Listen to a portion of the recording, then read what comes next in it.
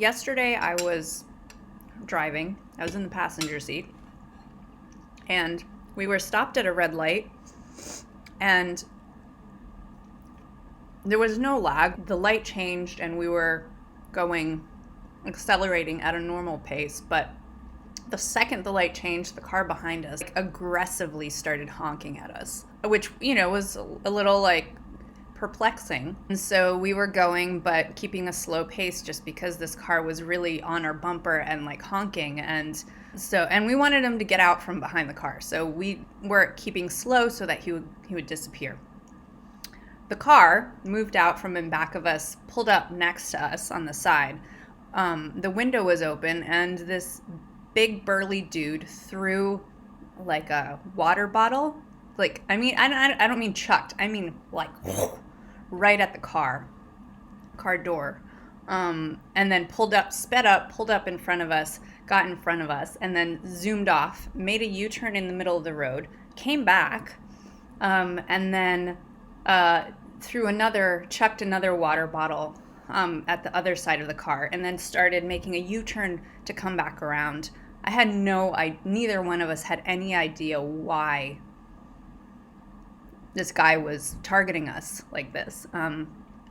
Because he came out of nowhere. It wasn't like we had pissed him off or anything. He was just blowing out his anger at someone.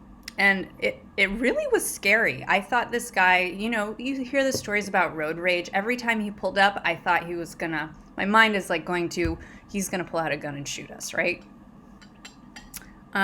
He didn't, luckily. We avoided him by pulling into a hotel parking lot and just sitting there for a few minutes until, we were sure he disappeared. But there's two ways we could have responded to that. What he was looking for was a fight. He was pissed off, and he was looking to engage in a fight with somebody. He was trying to create a fight, clearly, because there was absolutely nothing. We were just his target, his prey. If we had been aggressive back, it would have escalated into something even uglier than what this was. But we didn't react, which I think was a positive thing, and diffused the situation, sort of. We exited, and it really perturbed me. And my first gut reaction is to get defensive, right? And I was in fight or flight mode, and I was pretty terrified. But sort of thinking, I sort of went through the scenario again today in my mind and realized, okay, so we have this guy who's being aggressive, who's being a jerk, and maybe that's just who he is. Maybe clearly that's how he takes out his anger on other people when this particular person feels sad, because anger always covers up something more vulnerable. So something made this guy sad. Maybe it was just that it was Thanksgiving. Maybe he heard some bad news, and so he got angry and took it out on the first thing he saw. What do we do when we're in a situation where somebody's hurting and taking it out on us?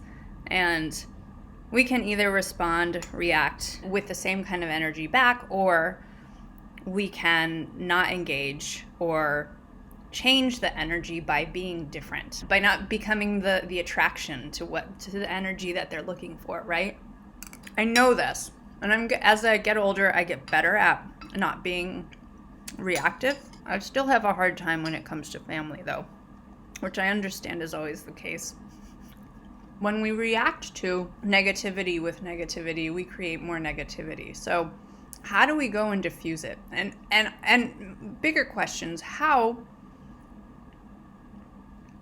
in this day and age, with this climate, do we find compassion when we see things like that? And sometimes compassion comes later, right? Sometimes you see something and you have to react in the moment in order to save the day. Sometimes you have to treat somebody. You have to take the authoritative figure role, the commander-in-chief of the situation, and respond accordingly to what's going on.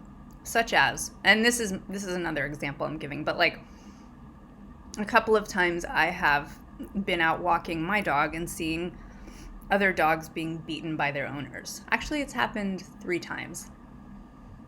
And each time I did react, or I responded is probably a better word, in what the situation called for.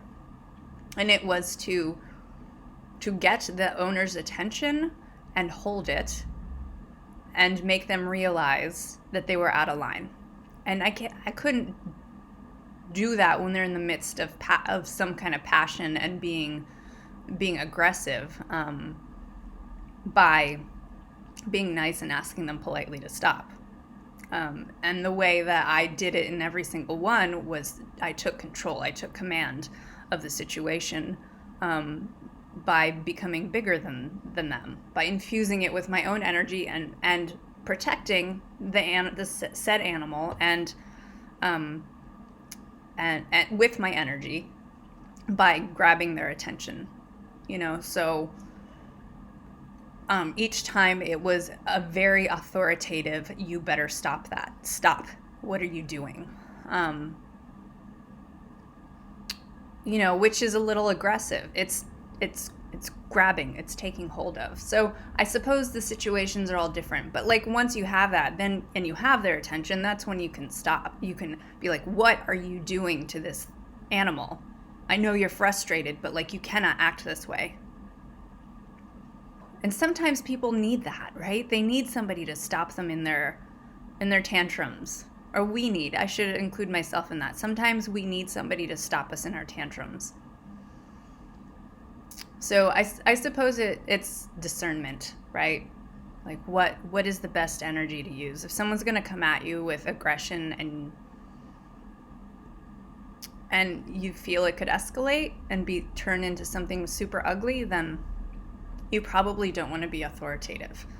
Like this guy in the car, we couldn't have been authoritative and gotten his attention. It would have just escalated. But these other situations in which, in which people were beating their animals, like they needed that to stop. And it worked with every single one of them. I wasn't afraid they were going to like come out and beat me up or something.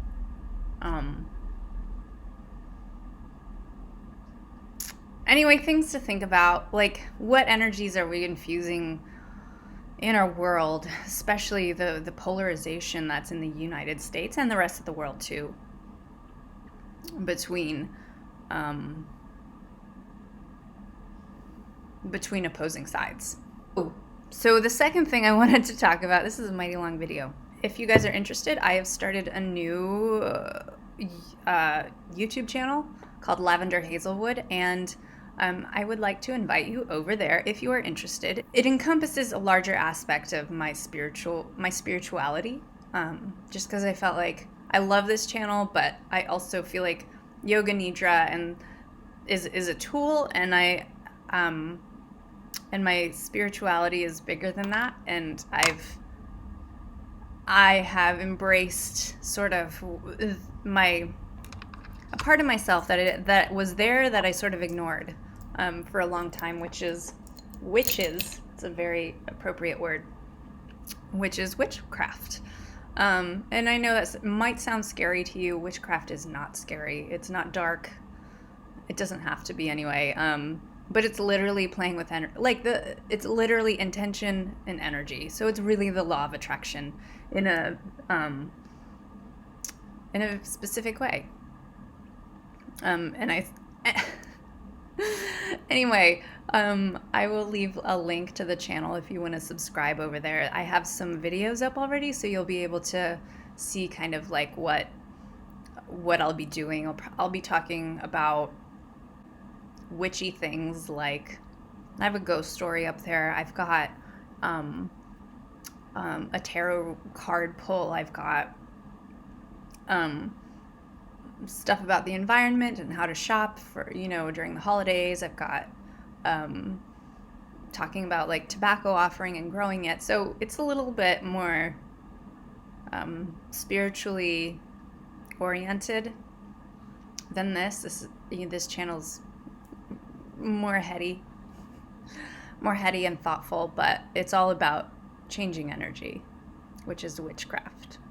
So join me over there if you're inspired to, and I'll see you guys next time. Mwah.